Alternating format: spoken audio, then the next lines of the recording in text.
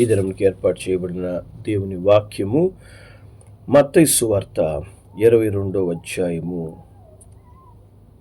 మత్తయి సువార్త 22వ అధ్యాయము 29వ వచనాన్ని మనం చదువుదాం. 29. అందుకు యేసు, లేఖనములను గాని దేవుని శక్తిని గాని ఎరుగక మీరు పొరబడుచు ఉన్నారు. దేవుని నామానికి మహిమ కలుగును గాక.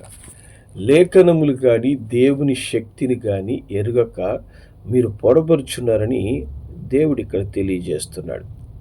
చాలామంది దేవుని బిడ్డలు దేవుని వాక్యాన్ని చదువుతారే కానీ వాక్యములో దేవుని శక్తి దాగి ఉన్నది అని గ్రహించరు. నేను వాక్యంను ధ్యానించినప్పుడు దేవుని శక్తి నన్ను నింపుతుంది, పరలోక మహిమ నన్ను నింపుతుంది. దేవుని వాక్యము ధ్యానిస్తూ ఉండగా నాకు విరోధంగా ఉన్నటువంటి శత్రు కట్లు బంధకాలు తెంపబడతాయి అనే విశ్వాసముతో వాక్యాన్ని ధ్యానించినందువలన పొరబడుతున్నారు. వాక్యమును అట్టి ధ్యానములోనికి ఆ విధంగా ధ్యానించినందువల్ల మరి వాక్యములో ఉన్నటువంటి విడుదల, వాక్యం ద్వారా పొందుకోవాల్సిన మేలులు దేవుని బిడ్డలు అనుభవించడం లేదు. దానివల్ల ఏమవుతుంది? వాక్యం మీద ఆసక్తి లేదు, వాక్యాన్ని చదవడానికి ఇంట్రెస్ట్ ఉండదు, వాక్యం చదివితే నిద్ర వస్తుంటుంది, వాక్యం చదవాలంటే ఆసక్తి దినదినం తగ్గిపోతూ ఉంటుంది. దేవుని వాక్యం చెప్తుంది, 1 కొరింథీయులకు రాసిన పత్రిక 4వ అధ్యాయము 20వ వచనం. 1 కొరింథీ 4:20. దేవుని రాజ్యము మాటలతో కాదు శక్తితోనే ఉన్నది. హల్లెలూయా. దేవుని రాజ్యము మాటలతో కాదు. ఈ పరిశుద్ధ గ్రంథం ఉట్టి మాటలు కాదు, దేవుని రాజ్యపు శక్తి దీంట్లో దాగి ఉంది. దేవుని నామానికి మహిమ కలుగును గాక. దేవుని యొక్క అద్భుతమైన శక్తి దీంట్లో దాగి ఉంది. ఆ దాగి ఉన్న శక్తిని బయటికి తెచ్చుకొని నీకు అనుకూలంగా ఆ శక్తిని ఉపయోగించగలిగేది నీవే. దాన్ని వాడుకున్నా వాడుకోకపోయినా ఆ పరిశుద్ధ గ్రంథంలో అద్భుతమైన దేవుని శక్తి ఉంటుంది. దాన్ని ధ్యానించి ఆ శక్తి ద్వారా విడుదల పొందుకోవాలంటే నీవు విడుదల పొందుకోవచ్చు. లేదు, ఆ శక్తిని నేను పొందుకోవాల్సిన అవసరం లేదు, నాకు ఆసక్తి లేదు, నేను చదవను అని చెప్పని పక్కన పడేస్తే అది నీకే నష్టం. దేవుని వాక్యంలో అద్భుతమైన శక్తి ఉంది. ఇర్మియా గ్రంథం 23వ అధ్యాయం, ఇర్మియా 23:29వ వచనాన్ని మనం చదువుదాం. 23:29. నా మాట అగ్ని వంటిది కాదా, బండను బద్దలు చేయు సుత్తె వంటిది కాదా అంటాడు. దేవుని మాట ఎటువంటిదంట? ఎటువంటి శక్తి ఉంది దేవుని వాక్యంలో? అగ్ని వంటి శక్తి ఉంది. హల్లెలూయా. వాక్యములో అగ్ని ఉందంట. దేవుని నామానికి మహిమ కలుగును గాక. వాక్యములో అగ్ని, ఈ వాక్యములో అగ్ని ఉంది అని నువ్వు ఎప్పుడైతే విశ్వసించి చదువుతావో ఆ అగ్ని నిన్ను నింపుతుంది, ఆ అగ్ని నిన్ను అభిషేకిస్తుంది. ఆ వాక్యంలో ఉన్నటువంటి పరిశుద్ధాత్మ అగ్ని నిన్ను సంపూర్ణముగా స్వస్థపరిచి విడుదలలో నడిపిస్తుంది. బండను బద్దలు చేయి సుత్తి వంటిదంట దేవుని వాక్యం. హల్లెలూయా.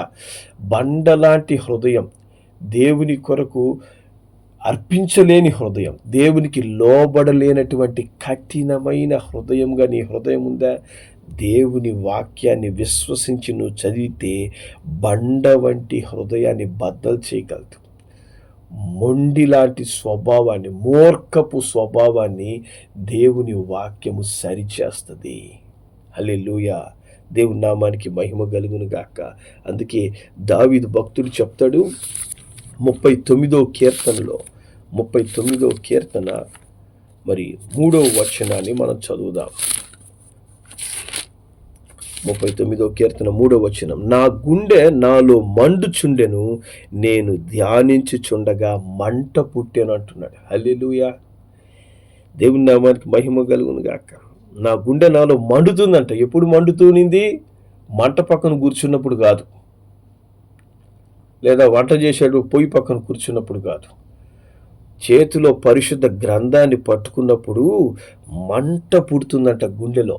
హల్లెలూయా, దేవుని నామానికి మహిమ కలుగును గాక. నేను ధ్యానిస్తూ ఉండగా, వాక్యాన్ని ధ్యానిస్తూ ఉండగా, ఏదో పని కాదు, దేవుని వాక్యాన్ని ధ్యానిస్తూ ఉంటే ఏమవుతుందంట, మంట మండుతూ ఉంది. దేవుని నామానికి మహిమ కలుగును గాక. ఎప్పుడైనా అట్టి మంట నువ్వు పొందుకున్నావా? అట్టి మంట అనుభవం నీకు కలిగిందా? నీలో ఆ మంట దేవుని వాక్యాన్ని చదువుతూ ఉండగా కలుగుతుందా? అట్టి అనుభవం కనుక నీకు కాని ఉంటే నీవు నిశ్చయముగా సంపూర్ణంగా దేవునికి ఎప్పుడో లోబడి ఉంటావు. ఎప్పుడో నీ జీవితాన్ని దేవుని వాక్యం ద్వారా సరి చేసుకొని ఉంటావు. అప్పుడు దేవుని వాక్యానుసారమైన జీవితము నీ జీవితంలో కనబడి ఉంటుంది ఖచ్చితంగా. ఆ వాక్యాన్ని సరిగ్గా ధ్యానించనందువలనే మనము ఆ వాక్యపు వెలుగు ద్వారా విడుదలను పొందుకోలేకపోతున్నాం. దేవుని వాక్యం చెప్తుంది. ఇర్మియా గ్రంథంలోకి వెళ్దాం. ఇర్మియా గ్రంథం 5వ అధ్యాయం. ఇర్మియా గ్రంథం 5వ అధ్యాయం 14వ వచనాన్ని మనం చదువుదాం. ఇర్మియా 5:14. కావున సైన్యములకు అధిపతగు దేవుడునగు యెహోవా ఇలాగు సెలవిస్తున్నాడు, వారు ఈ మాటలు పలికినందున నా వాక్యములు వారిని కాల్చునట్లు నీ నోట వాటిని అగ్నిగాను ఈ జనమును కట్టెలుగాను నీకు చేసేదను. ఇదే యెహోవా. హల్లెలూయా, దేవుని నామానికి మహిమ కలుగును గాక. కాబట్టి దేవునికి విరోధముగా మాట్లాడుతున్నందువల్ల, ప్రవర్తిస్తున్నందువల్ల దేవుడు చెప్తున్నాడు ఇర్మియాతో, ఇర్మియా, ఇదిగో నీ వాక్యములు వారిని కాల్స్తా ఇకపైన. హల్లెలూయా. దేవుని వాక్యం వింటుండగానే, దైవజనుడి నోటి నుంచి వాక్యం వస్తుండగానే అది నిన్ను మండించాలి, అది నిన్ను కాల్చాలి. హల్లెలూయా. వాక్యాన్ని ఇప్పుడు వింటుండగా నీలో మంట పుడుతుందా, లేక నిద్ర వస్తుందా? వాక్యం వినడానికి ఆసక్తి అనేది ఉందా?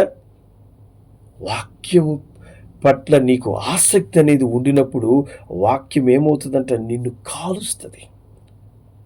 ఇర్మియా చెప్తున్నాడు, ఇర్మియాతో దేవుడు చెప్తున్నాడు, ఇదిగో ఇర్మియా, ఇకపై నువ్వు వాక్యం ప్రకటిస్తూ ఉండగా ఆ వాక్యం వారిని కాల్చునట్లు వారిని నేను కట్టెలుగా చేస్తానంటున్నాడు. వాక్యాన్ని వినే వాళ్ళంతా ఎటువంటి వారంట? కట్టెలు. దైవజనుడి నోటి నుంచి వచ్చే మాట లేదా దేవుని వాక్యము అగ్నిలా మారి ఈ కట్టెలను కాలుస్తుందంట. దేవుని నామానికి మహిమ కలుగును గాక. దేవుని వాక్యం ద్వారా ఆ విధంగా నువ్వు కాల్చబడుతున్నావా? ప్రతిరోజు దేవుని వాక్యంలో శక్తి ఉంది అని నీకు తెలుసా? దేవుని వాక్యాన్ని ఎంతసేపు చదువుతున్నావు?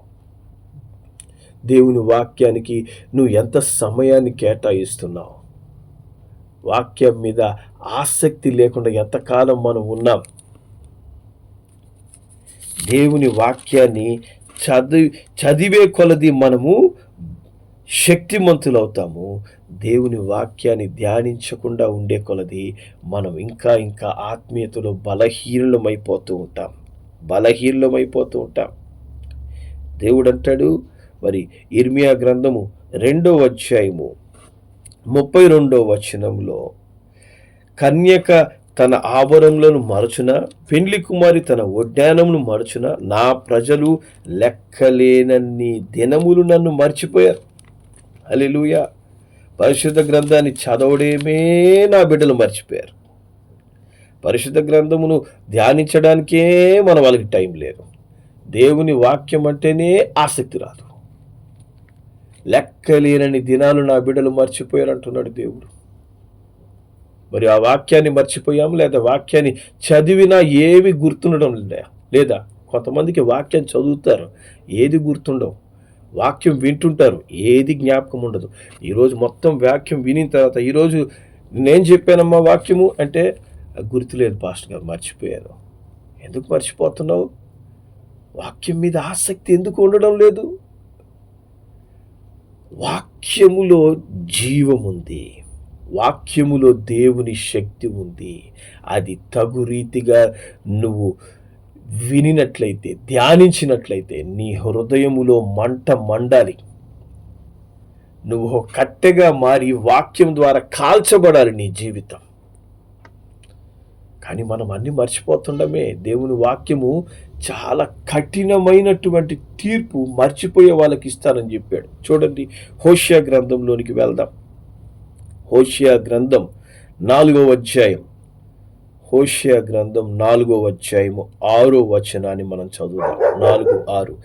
నా జనులు జ్ఞానం లేని వారై నశించుచున్నారు, దేవుని జ్ఞానమును విసర్జించుచున్నావు కనుక నాకు యాజకుడు కాకుండా నేను నిన్ను విసర్జించుదును. నీవు నీ ధర్మశాస్త్రమును మరచితివి గనుక నేనును నీ కుమారులను మరతును. ఎంత కఠినమైన మాట దేవుడు చెప్తున్నాడు చూసారా? దేవుని వాక్యాన్ని ధ్యానించకుండా, దేవుని వాక్యాన్ని చదివి జీవితాన్ని మార్చుకోకుండా, దేవుని వాక్యము ద్వారా నీ జీవితాన్ని కాల్చి సరిచేసుకోనీయకుండా నువ్వు ఉంటూ ఉన్నట్లయితే జ్ఞానం లేక నశించిపోతావు అంటున్నాడు. ఈ దినమున అనేక మంది క్రైస్తవులు ఎందుకు నశించిపోతున్నారు? ఎందుకు వాళ్ళు విశ్వాసంలో పడిపోతున్నారు, శోధనలో పడిపోతున్నారు, పాపములో పడిపోతున్నారు, బయటికి రాలేకపోతున్నారు? ఎందుకు రాలేకపోతున్నారు? జ్ఞానం లేదు. ఏం జ్ఞానం కావాలా? బయటికి పోయి ఎంటెక్లు బీటెక్లు చదవడం కాదు, పరిశుద్ధ గ్రంథపు జ్ఞానం కావాలి. పరిశుద్ధ గ్రంథము జ్ఞానం మట్టుకే నీ జీవితాన్ని నశించిపోకుండా కాపాడగలదు. నువ్వు ఎంత పెద్ద చదువులు చదివినా, ఎంత గొప్ప ఉద్యోగాలు చేస్తున్నా, దేవుని జ్ఞానము లేకపోతే మనం వ్యర్థులమే మనం. అందుకే దేవుడు అంటున్నాడు, నా జనులు అనగా క్రైస్తవులు ఏమవుతున్నారంటే జ్ఞానం లేనందువల్ల నశించిపోతున్నారు. వారు జ్ఞానాన్ని విసర్జిస్తున్నారు. కాబట్టి నేను కూడా నిన్ను విసర్జిస్తాను. ధర్మశాస్త్రాన్ని కనుక నువ్వు మర్చిపోయినట్లయితే, దేవుని వాక్యాన్ని నువ్వు మర్చిపోతూ నాకు జ్ఞాపకం ఉండడం లేదు, నేను మర్చిపోతున్నాను, నాకు బైబిల్ చదవడానికి సమయం లేదు, వాక్యం ఏం చదివినా గుర్తుండడం లేదు. దేవుడు అంటున్నాడు, నేను నిన్ను నీ పిల్లల్ని మర్చిపోతాను, జాగ్రత్త. నిన్ను నీ పిల్లల్ని నేను మర్చిపోతే నీ జీవితము ఎంత ఘోరంగా ఉంటుందో జ్ఞాపకం చేసుకుంటున్నాడు దేవుడు. హల్లెలూయా. దేవుడు మర్చిపోయే స్థితిలోకి మనం వెళ్ళకూడదు. ఒకసారి ఆలోచించండి, సడన్గా మనం బయట తిరుగుతూ ఉన్నాము, మన ఇంటి అడ్రస్ మనం మర్చిపోయామనుకో, పరిస్థితి ఏంటి? మన ఇల్లు తెలియలేదు, నేను ఏ ఊర్లో పుట్టానో నాకు తెలియదు, పరిస్థితి ఏమవుద్ది? ఇంకా వీధులంబడి తిరగడమే మన జీవితం. దేవుడు అంటున్నాడు, నేను గనక మర్చిపోయాను అంటే మిమ్మల్ని, మీ పరిస్థితులు ఘోరమైపోతాయి. దేవుని వాక్యాన్ని మనం మరవకూడదు.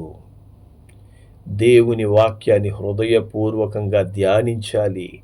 నీ గుండెలో మంట పుట్టేంతగా దేవుని వాక్యాన్ని ధ్యానించాలి. నీ హృదయంలో మంట మండాలి. దావీదుకు మండుతుందంట మంట. హల్లెలూయా. నీ హృదయంలో మంట పుడుతుందా, లేదా పాపముతో నింపబడి ఉందా? లోక ఆలోచనలతో, సమస్తమైన కల్మషంతో నీ హృదయం నింపబడి దేవుని వాక్యానికి చోటు లేదా లోపల? మర్చిపోతాను నేను కూడా అంటున్నాడు దేవుడు. నిన్ను, నీ కుటుంబాన్ని నేను మరిచాను అంటే పరిస్థితులు ఎంత భయంకరంగా ఉంటుందో ఆలోచించుకో అంటున్నాడు దేవుడు. జాగ్రత్త. దేవుడు మరిచే స్థితిలోకి మనం వెళ్ళకూడదు. దేవుని వాక్యము ఎటువంటిది? శక్తి కలిగింది. అది అగ్ని లాంటిది, అది సుత్తి వంటిది. మన హృదయాలను అది బద్దలు చేయాలి, సరిచేయాలి, మనల్ని కాల్చాలి దేవుని వాక్యం. హల్లెలూయా. అట్టి ధ్యానం అనుభవం నీకు రావాలని దేవుడు కోరుకుంటున్నాడు. అలాగే యాకోబు రాసిన పత్రికలోకి మనం వెళ్దాం. యాకోబు రాసిన పత్రిక 1వ అధ్యాయం, యాకోబు రాసిన పత్రిక 1వ అధ్యాయం 23వ వచనం మనం చదువుదాం. 23. ఎవడైనను వాక్యమును వినువాడై ఉండి దాని ప్రకారము ప్రవర్తింపని వాడైతే వాడు అద్దములో తన సహజ ముఖమును చూచుకొను మనుష్యుని పోలి ఉన్నాడు. కాబట్టి వాక్యాన్ని విని ఇంకా మార్చుకోకుండా, సరి చేసుకోకుండా, వాక్యానుసారంగా జీవించకుండా అలాగే ప్రాచీన స్వభావం, అదే పాత జీవితం అలాగే జీవిస్తూ ఉంటే ఏం చేస్తున్నామంట? మనం ఎట్లా ఉన్నామంట, దేవుని వాక్యం చెప్తుంది, వాడు ఎట్లుంటాడంటే అద్దంలో తన సహజ ముఖాన్ని చూసుకుని మనుషునిలాగా ఉంటాడంట. అద్దంలో నీ ముఖం చూసుకున్న తర్వాత ఏమవుతుంది, పక్కకు పోయిన తర్వాత నీ ముఖాన్ని మర్చిపోతాం, నీ ముఖం ఎలా ఉందో మర్చిపోతాం. ఆ పక్కకు పోయిన తర్వాత ఎవరో నీ ముఖంలో ఏదైనా లోపం చెప్పినా పెట్టినా అద్దంలో నా ముఖం ఎట్లా ఉందనేది మర్చిపోతాం మనం. ఆ విధంగా వాక్యాన్ని విని దాని ప్రకారం జీవించకపోతే అద్దంలో చూసుకొని మర్చిపోయే వారిలాగా మనం ఉంటామంట. 24వ వచనం చెప్తుంది, వాడు తన్ను చూచుకొని అవతలకు పోయి తానెట్టివాడో వెంటనే మర్చిపోవును కదా. చూసారా, అద్దంలో చూసుకుంటారు, పక్కకు పోయిన తర్వాత మన ముఖాలు మర్చిపోతాం. తర్వాత ఏ సినిమా యాక్టర్ ముఖమో లేదా ఏదో హీరో ముఖమో హీరోయిన్ మొహం లాగా మన మొహాలు అనుకుంటుంటాం. మన ముఖాన్ని దేవుడు సుందరంగా చెక్కాడు, అందంగా. ఎవరి ముఖం వాళ్ళకి దేవుడు అందమైన ముఖంగా ఇచ్చాడు. వేరే వాళ్ళ ముఖాల్లాగా మనం ఎందుకు చూసుకోవాలి? మన ముఖాలు మనం మర్చిపోతామంట అద్దంలో చూసుకొని పక్కకు పోయిన తర్వాత. మరి వాక్యం విని దాని ప్రకారము ప్రవర్తించకుండా మన జీవితాలు అట్లాగే ఉంటాయి. కానీ 25వ వచనం ఏం చెప్తుంది? యాకోబు రాసిన పత్రిక 1:25, అయితే స్వాతంత్రమునిచ్చు సంపూర్ణమైన నియమములో తేరి చూచి నిలకడగా ఉండువాడు ఎవడో వాడు విని మరచువాడు కాక క్రియను చేయువాడై ఉండి తన క్రియలో ధన్యుడవుతాడు. హల్లెలూయా, దేవుని నామానికి మహిమ కలుగును గాక. కాబట్టి నీకు స్వాతంత్రం ఇచ్చే సంపూర్ణ నియమము ఎక్కడుంది? పరిశుద్ధ గ్రంథంలో ఉంది. పరిశుద్ధ గ్రంథంలో ఉంది. నీకు ప్రతి విధమైన విడుదల, శాపం నుంచి, పాపం నుంచి, శోధన నుంచి, సాతాను క్రియల నుంచి, ప్రతి కట్లు బంధకాల నుంచి విడుదల ఎక్కడుంది నీకు? దేవుని వాక్యంలో. ఆ వాక్యాన్ని చదవకుండా, వాక్యాన్ని విశ్వసించకుండా, వాక్యాన్ని ధ్యానించకుండా నాకు విడుదల లేదు, నాకు రక్షణ లేదు, నేను బంధకాల్లో ఉన్నా, నా శోధనలో ఉన్నా, నాకు వ్యాధి, నాకు అది ఇది ఎందుకు వస్తున్నా? ఇవంతా వాక్యంలో ఉన్న స్వాతంత్రాన్ని అనుభవించడం లేదు. వాక్యమును నీ హృదయములో మంట పెట్టే విధంగా ధ్యానించడం లేదు. నీ శరీరం అంతటిని కాల్చే విధంగా దేవుని వాక్యాన్ని చదవడం లేదు. ఇక్కడ వాక్యం చెప్తుంది, స్వాతంత్రమునిచ్చు సంపూర్ణ నియమములో తేరి చూచి నిలకడగా ఉండాలంట. మనం బాగా చూడాలి, దేవుని వాక్యాన్ని బాగా తేరి చూడాలి, ధ్యానించాలి. ఆ వాక్యములో నువ్వు నిలబడాలి, నిలకడగా నిలబడాలి, స్థిరంగా నిలబడాలి. దేవుని నామానికి మహిమ కలుగును గాక. వాక్యంలో స్థిరంగా నువ్వు నిలబడితేనే నువ్వు జీవితంలో స్థిరంగా నిలబడతావు. లేకపోతే చిన్న శోధన వస్తే అటుబడిపోతావు, చిన్న గాలి కొడితే ఇటుబడిపోతావు, చిన్న వ్యాధి వస్తే ముందు పడిపోతావు. ఎందుకంటే వాక్యంలో స్థిరంగా లేవే, వాక్యం నీ హృదయంలో లేదు కదా. ఎట్లా నువ్వు నిలబడతావు? వాక్యము నీకు పునాదిగా నిలబడాలి, పునాది అయి ఉండాలి. దేవుని వాక్యమును మనము ఎప్పుడైతే తేరి చూచి ఆ సంపూర్ణ నియమములో మనం ఎప్పుడైతే నిలకడగా ఉంటామో మనం అటువంటి వాడు ఎట్లా ఉంటాడంట? వాడు విని మరచువాడుగా ఉండడు. ఒక్కసారి వాక్యం విన్నాడా, చచ్చిపోయేదాకా ఆ వాక్యంను మనసులో పెట్టుకుంటాడు. మరలా మరలా మరలా మరలా ధ్యానిస్తాడు. దైవజనుడి ద్వారా దేవుడి మాట మాట్లాడాడు. నేను వాక్యం ధ్యానిస్తూ ఉండగా దేవుడు నాతో ఇట్లా మాట్లాడాడు, ఈ విధంగా నా జీవితాన్ని సరి చేసుకోమంటున్నాడు. ఈ వాక్యాన్ని బట్టి నాకు విడుదల, ఈ వాక్యం బట్టి నా రక్షణ, ఈ వాక్యాన్ని బట్టి నాకు మేలు, ఆశీర్వాదం దేవుడు ఇస్తానని చెప్పాడు. ఎన్ని పరిస్థితులు ఇబ్బందిగా ఉన్నా నా దేవుడు అన్ని చక్కబరిచి నన్ను ఆశీర్వదించి తీరుతాడు. ఎక్కడుంది మనకు విశ్వాసం? ఉందా ఈ మాటలు? మనం ఎప్పుడైనా వాక్యాన్ని చదివి వాక్యానుసారంగా నీవు దేవుని వాక్యంలో చూసుకొని ఈ విధమైన మాటలు ఎప్పుడైనా మాట్లాడామా? చదువుతూ ఉండగానే తూగి పక్కన పడిపోతుంటారు. వాక్యం పట్టుకోగానే చదవడానికి సమయం లేనట్లు అప్పుడే సమస్యలు వచ్చేస్తుంటాయి, అప్పుడే మనుషులు పిలుస్తుంటారు, ఇంకొక ఆలోచనలు వస్తుంటాయి, వెంటనే దాన్ని పక్కన పెట్టి మరో పనులలోకి వెళ్ళిపోతారు. అట్లా ఉన్నప్పుడు వాక్యం నీలో ఒక అగ్నిలా ఎలా పనిచేస్తుంది? దేవుని శక్తి నీలో ఎలా క్రియపరుస్తుంది? నీ జీవితంలో ఎప్పుడు మార్పు వస్తుంది? నీ కుటుంబంలో ఎప్పుడు మార్పు వస్తుంది? దేవుడు అంటున్నాడు, నన్ను మరచిపోతున్నావు కాబట్టి నిన్ను నీ కుటుంబాన్ని నేను మర్చిపోతాను. ఆ జ్ఞానం, దేవుని జ్ఞానం లేనందువల్ల నశించిపోతారు. జాగ్రత్త అంటున్నాడు దేవుడు. నశించిపోతారు. మనుషులు నశించిపోతామని చెప్తే అట్లాంటి ఉట్టుటి శాపాలు మనకు తాగలవు. కానీ దేవుడి నోట్లో నుంచి ఒక మాట వచ్చిందంటే అది జరిగి తీరుతుంది. అది దేవుడు ఖచ్చితంగా నెరవేరుస్తాడు. కాబట్టి మనం ఎలా ఉండాలంట? వాక్యం విని మరచువాడిగా కాక క్రియ చేయువాడునై ఉండి క్రియలో ధన్యులవ్వాలి. మనం మర్చిపోక ఏం చేయాలి? ఆ వాక్య ప్రకారంగా పని చేయాలి. ఆ వాక్య ప్రకారంగా జీవించాలి. ఈరోజు దేవుడు ఏమంటున్నాడు? వాక్యము అగ్ని వంటిది అన్నాడు. దేవా, నన్ను కాల్చయ్యా. ఈరోజు వాక్యం నేను చదువుతాను. ఇక మీదట నేను వాక్యం చదివేటప్పుడు ఆ వాక్యం వల్ల కాల్చబడే కట్టెలాగా నేను ఉండాలి. నన్ను కాల్చు. నేను చదువుతున్నప్పుడంతా అగ్ని అభిషేకం నా మీదకి దిగి వచ్చి నన్ను కాల్చాలి ప్రభువా. అట్లా మనం ప్రార్థన చేయాలి.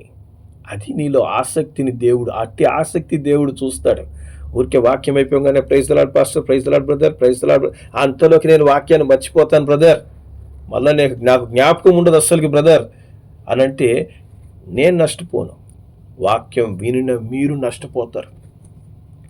నేను చెప్పాల్సింది చెప్పేస్తున్నా, విత్తాల్సింది విత్తేస్తున్నా. కానీ దాని ప్రకారంగా దాన్ని అనుసరించి సరి చేసుకోకుండా సమస్యలు, కష్టాలు, బాధలు అట్లే నేను ఉన్నాను. ఎవరికి ప్రాబ్లం?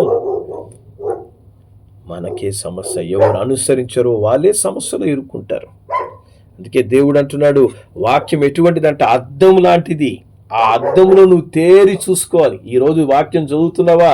దాంట్లో నీ ముఖం చూసుకోవాలి, దాంట్లో నీ జీవితాన్ని చూసుకోవాలి. ఈరోజు పరిశుద్ధ గ్రంథం ఒక అద్దంలో పెట్టుకొని దీన్ని బట్టి నా జీవితం ఎలా ఉంది, ఈరోజు విత్తిన వాక్యాన్ని బట్టి నా జీవితం ఎలా ఉంది, నేను ఈ వాక్యం అనే అద్దంలో సరిగా కనిపిస్తున్నానా, లోపాలన్నీ కనిపిస్తున్నాయా, పాపాలన్నీ కనిపిస్తున్నాయా, నాకు దేవునికి లోబడిన జీవితం స్పష్టంగా ఈ వాక్యం అనే అద్దంలో కనిపిస్తుందా, నన్ను నేను సరి చేసుకుంటున్నానా, లేదా ఈ అద్దాన్ని మూసిపెట్టేసి పరిశుద్ధ గ్రంథం అనే ఈ వాక్యాన్ని తెరిస్తే నా పాపం, శాపం, నేను చేసే లోబడిన క్రియలు అన్నీ కనిపిస్తున్నాయి కాబట్టి దీన్ని జాగ్రత్తగా మూసి లోపల పెట్టేసి దాన్ని మట్టుకు నేను తెరవకుండా ఉన్నానా? జాగ్రత్త. వాక్యం అద్దము లాంటిదంట. ఎప్పుడైతే నువ్వు వాక్యంలో తేరి చూడడం అంటే ఏంది, నీ జీవితాన్ని వాక్యానుసారంగా చూసుకోవాలి. వాక్య ప్రకారంగా నా జీవితం ఎలా ఉంది, నేను ఎలా జీవిస్తున్నా, ఈ వాక్యానుసారంగా నా జీవితం ఎలా నడుస్తూ ఉంది. హల్లెలూయా. ఈరోజు దేవుడు ఈ వాక్యం ద్వారా నాతో మాట్లాడుతున్నాడు. నేను చదువుతుంటే దాన్ని బట్టి నా జీవితం నేను సరి చేసుకున్నానా? నేను సరే చేసుకోను. వాక్యంలో దేవుడు చెప్తుంటాడు, నా జీవితం అట్లాగే ఉంటుంది. ఏదో మందిరానికి పోయినప్పుడు మట్టుకు తెల్ల ముసుగులు కప్పుకొని అక్కడ పోయి కూర్చుంటాను తప్పనిచ్చి మళ్ళీ తిరిగి వస్తే అదే పాత జీవితమే. దేవుడు అంటున్నాడు, నన్ను మరిచితే నిన్ను నీ కుటుంబాన్ని మర్చిపోతాను. జాగ్రత్త. నిన్ను నీ కుటుంబాన్ని మర్చిపోతాను. అప్పుడు దేవుడు ఎందుకు నాకు ఈ పరిస్థితులు తీసుకొచ్చాడంటే మనం మర్చిపోతున్నాం. లెక్కలేనని దినాలు వాక్యం చదవడం మర్చిపోతాం. దేవుణ్ణే మర్చిపోతాం. అవకాశం ఉన్నప్పుడే దేవుని వెతకుతాం, లేకపోతే దేవుని ఎద్దుకు రాం. జాగ్రత్త. ప్రతి దాన్ని మనం ఏమి విత్తుతామో ఆ పంట కోస్తామంట. నువ్వేం విత్తుతున్నావు దాన్నే నీ జీవితంలో అనుభవిస్తావు. దేవుని విషయంలో క్రమమైనటువంటి విత్తనము నువ్వు విత్తుతూ ఉన్నట్లయితే దానికి తగిన అద్భుతమైన ఫలాన్ని దేవుడు కోసేందుకు కృప చూపిస్తాడు. హల్లెలూయా. ఈరోజు నువ్వు ఏమి విత్తుతున్నావు?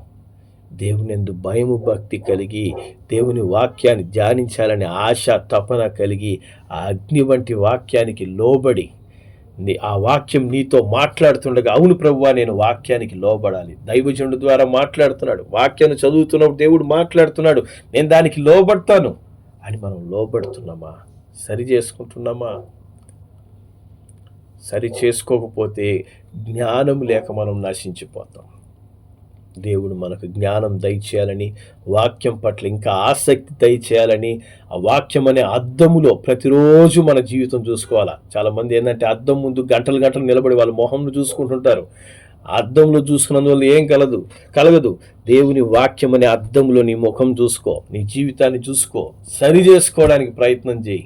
అప్పుడు నీ జీవితం మారుతుంది, నీ కుటుంబం మారుతుంది, మన పరిస్థితులు మారుతాయి. సమస్త విషయంలో దేవుని ఆశీర్వాదాలు తోడుగా ఉంటాయి. ప్రార్థన చేద్దాం. పరిశుద్ధులైన మా తండ్రి, నీకు వందనాలు, స్తోత్రములు చెల్లిస్తున్నామయ్యా. తండ్రి, లేఖనముల శక్తిని మేము ఎరగక పొరబడుతూ నైనా సరైన రీతిలో దేవుని వాక్యాన్ని అర్థం చేసుకోక, ధ్యానించక, దానికి సమయం ఇవ్వక ఎన్నో మేము కోల్పోతున్నాం. ఇంకా బంధకాల్లో నైనా, ఇంకా శాపములో, పాపములో కూరుకోబోతున్నాం తండ్రి. ఇదిగో అగ్ని వంటి నీ వాక్యం మమ్మల్ని కాల్చును గాక. ఈ వాక్యం ధ్యానిస్తూ ఉండగానే మాలో మంట పుట్టును గాక.